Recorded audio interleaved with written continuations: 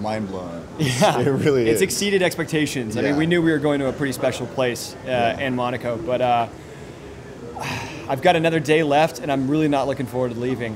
I'm gonna get major blues going home. I'm gonna. I mean, this festival, the people are incredible. First of all, everybody we've met has been so gracious and kind and welcoming. But then also just the setting, like, I mean, you can't. There's nothing that can prepare you for how beautiful it is out here. Yeah, the extravagance, the grace, just the way this is all run has been very strong. I've never in my life actually wanted to get up before sunrise to watch the sunrise, and I do here. And you guys have even more pressure, if you like, on your shoulders coming here because you're not just promoting your show, you're actually trying to get money to finance it. Yeah. So tell us about that. Yeah, I mean, we're crowdfunding the budget for our first season of Everyone is Doing Great, and you know, we're doing it through the Indiegogo platform, and it is a lot of pressure, but it's also kind of it's the spirit of what we've been doing from the beginning. You know, we made this pilot ourselves with our own money and our best friends.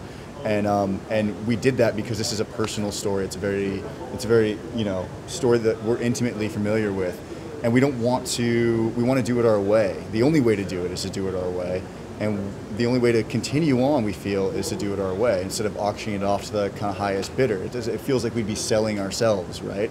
And so this crowdfunding, you know, journey really allows us to have that foundation, right, to be able to shoot the first season ourselves, and then we can go find distribution partners, right, people to sort of get it out there, but we'll always retain that core ownership and that creative integrity. So and that Indiegogo campaign, you know, that allows people to help us do that. I mean, it's an exciting time for independent television. You know, there's the independent films 20, 30 years ago when it was really, you know, it was a major market, a lot was going on with that. I think that was an exciting time. We feel like we're a part of this time now. You know, there's no excuse for anybody who has an idea to go out and find, you know, the friends, the favors, the resources to just try to make it on your own. And maybe, you know, at the first episode, the production value is going to be a little wonky or whatnot. But, you know, if your show has heart, if your show connects with an audience, you know, it'll find a way to continue on, right? And that, you know, this we feel like we're kind of in that right now, and we're learning a lot as we go with independent television and the opportunities it presents for ourselves. And so it's very exciting, a little scary, but very exciting. And I think, too, it's a theme that speaks to a lot of people, especially today when people are so obsessed with fame, you know, talks about what happens after fame. Tell me about some of the anecdotes in the pilot. What came from reality and what to you is the most real? Yeah, I think that, you know, a big thing about our show, obviously these guys were on this massive, massive vampire drama, and it was the biggest show in the world. They were like the Beatles, right? And to be 5 years later where they've just kind of sat on that, you know, you're meeting them in some, you know, a pretty trying time. And we've had a bunch of stories over the years of just experiences, horror stories of being in the industry, right? And, you know, even when you've been on a show, even like One Tree Hill, which is, you know, in perspective of our show, a smaller show, you know, you go back and you're auditioning again, right? You got to go in. They don't just hand you new jobs. You got to go in and try out, right? So we've experienced all sorts of horrible auditions in our time, and I mean, I've been an actor for about 12 years, and so I've had, you know, whether it's stories of somebody who wasn't a fan of One Tree Hill and expressing it to somebody in the room right before I walk in, and hearing that, and having to still go in and perform with this person, to somebody crossing your name off a list while you're actually reading the scene with them, just like you and I are right here, and then they just go. As you're saying a line, you're like.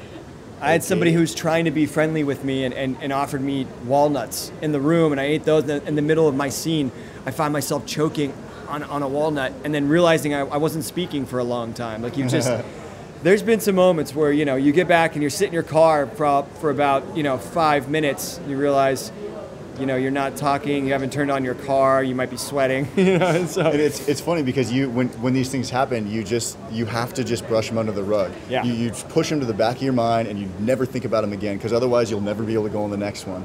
And this show is like therapy in a way for us to be able to, like, you know, because we'll tell each other these stories, and this is a way to sort of get those stories out there and to actually like take a step back from it and be able to laugh at it. It becomes much less horrifying, obviously, you know, hindsight is 20/20. You look back on these things and you do laugh at them. And so this is a way for us to share that with an audience. Yeah. What did you guys learn on One Tree Hill that you use making this show now?